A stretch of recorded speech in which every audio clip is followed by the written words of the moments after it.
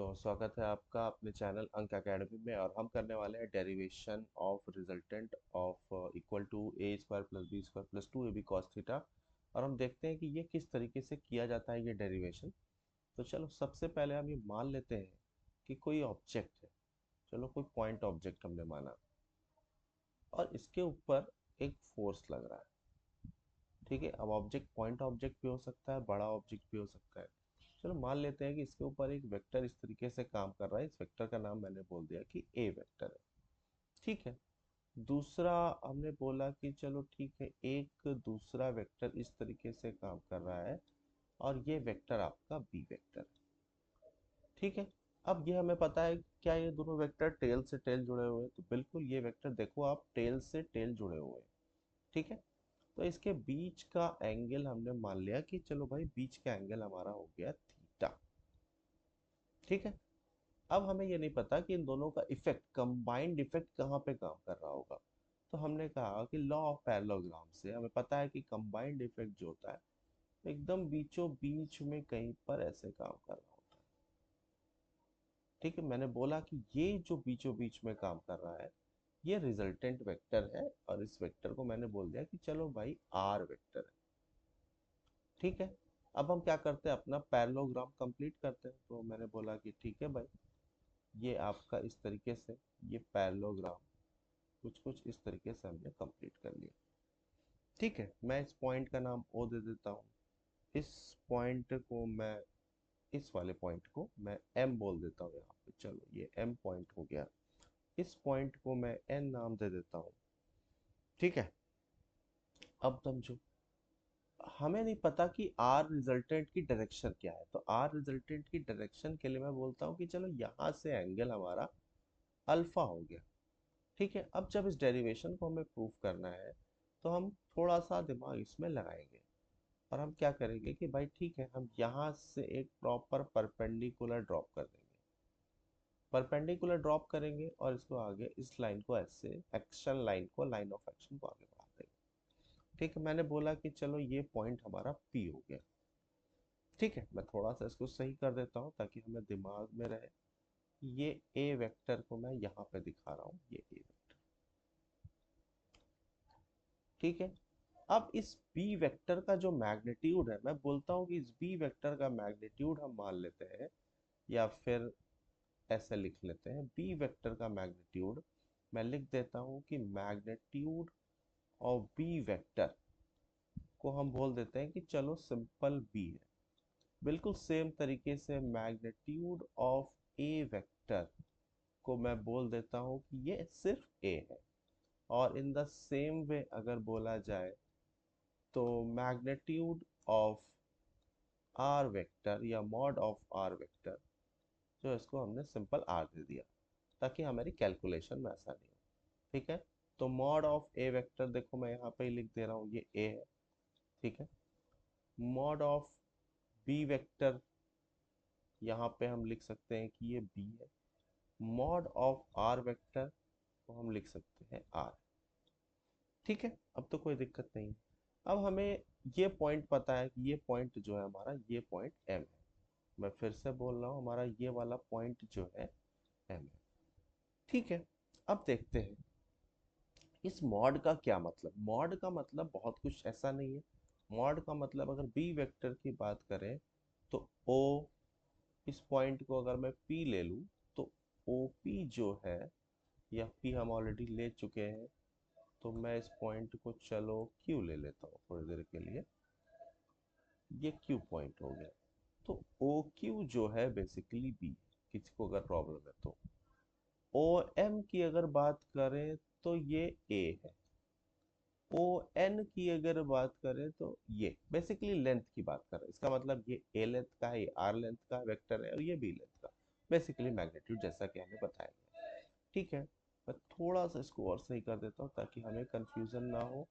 हम m को यहाँ पे बना दे रहे हैं बस। ठीक है, अब देखते हैं कि किस तरह से इसको सॉल्व किया जाता है। तो हम क्या, एक ट्रायंगल हम ले सकते हैं। मैं एक ट्रायंगल ले रहा हूँ, triangle O N P. O N P आपको दिख रहा होगा कि भाई ओ ये हो गया, एन ये हो गया, पी, ये triangle O N P.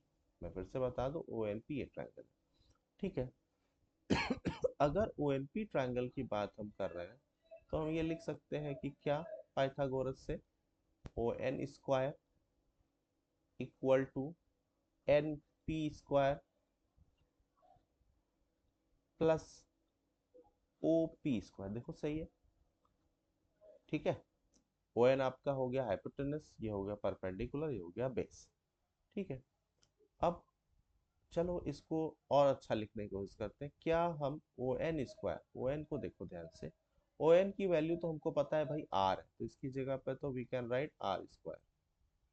N P, अगर हम एन पी को देखें तो एन पी के बारे में तो हमें अभी कुछ नहीं पता, तो ठीक है, एन पी को ऐसे कैसा लिखा रहने देते हैं, प्लस ओपी को देखो, ओपी को क्या दो पार्ट में ब्रेक कर सकते हैं भाई, ओपी को हम ये लिख सकते हैं O M, O M plus M P. ठीक है। तो देखो मैं लिखता हूं O M plus P M का होल स्क्वायर। ठीक है। इसको थोड़ा सा और सॉल्व करते हैं, ये हो जाएगा आपका एन पी स्क्वायर, जिसके बारे में हमको अभी पता नहीं है। ओ एम हम जानते हैं, ओ एम की वैल्यू क्या है, मैग्नीट्यूड ऑफ ए, तो इसको ए लिख सकते हैं, प्लस पीएम, पीएम देखो ये वैल्यू है, तो पीएम के बारे में भी वी डोंट। ठीक है। और ये हमारा इधर आर स्क्वायर हो गया। इसको आप एक इक्वेशन वन मान सकते हो। ठीक है। अभी कोई दिक्कत नहीं। चलो अब एक बार देखते हैं। अब हमें चाहिए क्या, हमें चाहिए इसकी वैल्यू, इस चीज की वैल्यू। ठीक है। तो अगर हमको इसकी वैल्यू चाहिए और इसकी वैल्यू चाहिए, एमपी की वैल्यू चाहिए, तो देखते हैं कैसे निकाल सकते हैं। ये एंगल थीटा है, ये दोनों लाइन पैरेलल है, इसका मतलब O Q is parallel to N M, यानी ये एंगल आपका हो जाएगा भाई थीटा।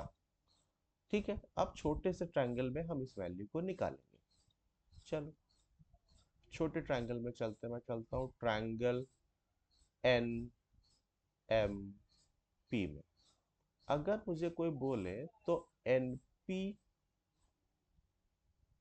ठीक है, अपॉन एम एन, यानी कि हाइट अपॉन हाइपोटेनस। ठीक है। ये वैल्यू आपकी होती है, देखो सिंपल सिंपल साइन थीटा। ठीक है भाई। एनपी को देखो और एम एन को देखो, एम एन, एम एन, अगर ये वैल्यू बी है और ये दोनों पैरेललोग्राम है, ये भी बी होगा। ठीक है भाई, इसको भी हम बी लिख सकते हैं, मैग्नीट्यूड। ठीक है। तो N P upon M N की जगह आप बी लिख दीजिए, इक्वल टू आप कर दीजिए साइन थीटा। ठीक है। आगे बढ़ते हैं। अब इससे देखो हम एनपी की वैल्यू डायरेक्टली निकाल सकते हैं, मैं यहीं पे लिख दे रहा हूँ। एनपी की वैल्यू को मैं लिख सकता हूँ बी साइन थीटा। ठीक है। इसी तरीके से वापस से ट्रायंगल को देखो, और ट्रायंगल को देख करके एक बार सोचो हम क्या कर सकते हैं और क्या लिख सकते हैं। हम ये लिख सकते हैं, हमें चाहिए एमपी, तो मैं यहीं पर एक बार ट्राई करता हूँ और मैं लिखता हूँ कि MP upon M N equal to, यानी बेस अपॉन हाइपोटेनस होता है भाई कॉस थीटा। ठीक है।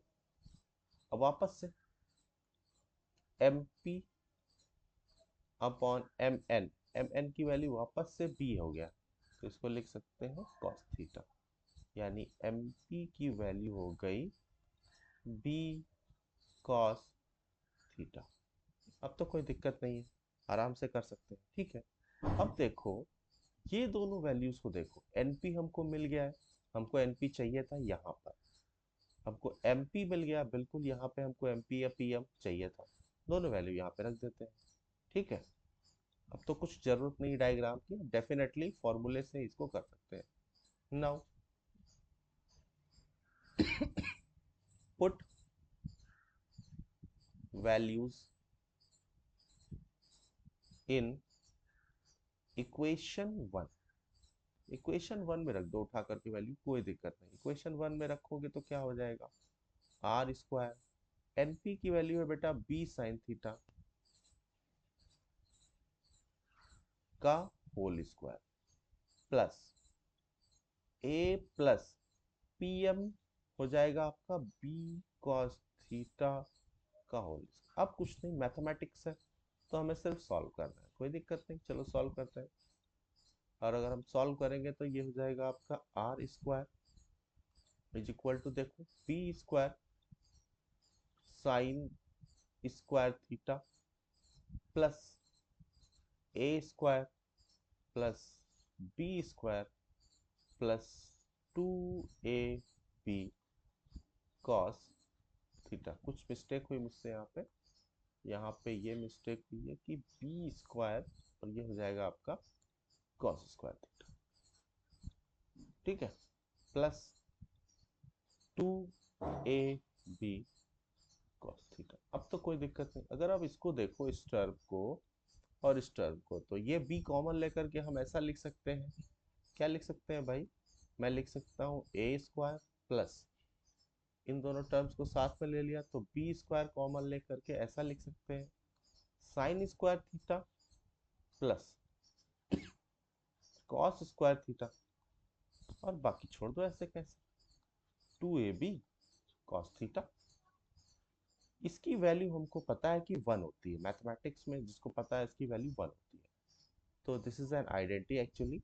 ये हो जाएगा आपका A square plus B square plus 2ab cos theta. यानी कि अगर मुझसे कोई पूछे आर की वैल्यू बताओ तो तुम डेफिनेटली ये कह सकते हो कि सर आर की जो वैल्यू होगी, यानी जो रिजल्टेंट होगा उसका जो मैग्नीट्यूड होगा वो आपका ये आ जाएगा 2ab कॉस थीटा। यहाँ तक तो आई गेस कि किसी को कोई दिक्कत नहीं होनी चाहिए, बहुत आराम से किया गया डेरिवेशन, ठीक है। ये सब बहुत इंपॉर्टेंट इक्वेशन है हमारे लिए। अच्छा, वापस से एक बार डायग्राम को देखते हैं, और डायग्राम को देखो कि रिजल्टेंट की वैल्यू तो हमको पता चल चुकी है भाई। क्या हमको रिजल्टेंट मिल चुका, बिल्कुल हमें रिजल्टेंट मिल चुका है। अब हमको चाहिए क्या, हमको चाहिए ये अल्फा, कि रिजल्टेंट कहाँ से काम कर रहा है और कितना काम कर रहा है, किस डायरेक्शन में काम कर रहा है। तो अगर मैं यहाँ से tan अल्फा लिखता हूँ, देखो tan अल्फा ट्राइंगल, देखो एन पी ओ, अगर मैं यहाँ से tan अल्फा लिखता हूँ तो मैं ये लिख सकता हूँ क्या, N P upon O P. फिर से देखो, tan अल्फा लिखना है तो N P upon O P, ठीक है। मैं वापस से लिखता हूँ, यहाँ पे लिखते हैं फॉर डायरेक्शन, ठीक है। केवल डायरेक्शन के लिए हम क्या लिख रहे थे, हम लिख रहे थे tan alpha is equal to N P upon O P. अब एनपी की वैल्यू हमें पता है, अगर हमसे कोई पूछे एनपी की वैल्यू क्या है भाई, तो हमें पता है कि बी साइन थीटा है। यहाँ से आप वापस से जाओ और लिख दो एनपी की value B sine theta. OP की वैल्यू को देखते हैं, ओपी को वापस से देखते हैं। ओपी अगर डायग्राम में जाके देखें, ओपी क्या है, ओपी है आपका O M plus M P, ठीक है। तो मैं वापस जाके लिखता हूँ यहाँ पे, ये जो वैल्यू है इसको मैं ऐसे लिख सकता हूँ A plus B sine theta, sorry B cos theta, ठीक है। यानी कि अगर tan अल्फा की वैल्यू हमको प्रूव कर दी, tan अल्फा क्या देगा, डायरेक्शन, किसकी डायरेक्शन देगा, आपके रिजल्टेंट वेक्टर की, तो हम ये लिख सकते हैं बी साइन थीटा अपॉन ए प्लस बी कॉस थीटा, ठीक है। तो इस तरह से हमारे दोनों डेरिवेशन, पहला जो बहुत इंपॉर्टेंट इक्वेशन है और दूसरा जो बहुत ही ज़्यादा इंपॉर्टेंट इक्वेशन हमारी प्रूफ होती है, ठीक है। पढ़ाई करते रहें, थैंक यू।